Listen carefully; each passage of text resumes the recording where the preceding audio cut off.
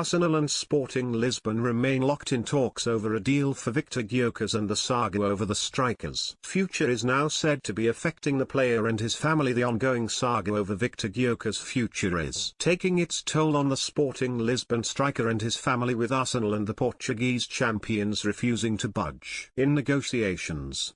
Gyokeres, 27, has emerged as the Gunners' top striker target this summer, and talks over a deal which would see the Sweden international head to the Premier League have been taking place over the last couple of weeks, though said discussions have so far failed to yield a full agreement.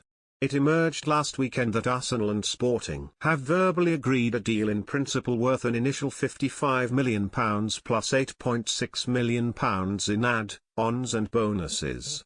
However, the two sides have hit a deadlock in discussions over the structure of said add-ons, with Sporting demanding that the bulk of the additional bonuses are easily achievable. With talks dragging on, Arsenal have been unable to sign Gyokeres in time for their pre-season tour of Asia, and the delay is also affecting Gyokeres and his family. A new report from Ebola has detailed how the player's father has been reduced to tears over Sporting's handling of the situation. Sporting are showing no signs of softening their stance over their demands, and, per the report, there are now concerns that could ultimately lead to a deal collapsing. It's said Arsenal haven't shown any sign of life in 6 days amid the current deadlock, further fueling fears that Gyokeres could be denied a dream transfer to the Emirates. Gyokeres has already made it clear that he will not return to Sporting, and footage of a removal van outside his home in Portugal quickly went viral after being shown on CNN earlier this week.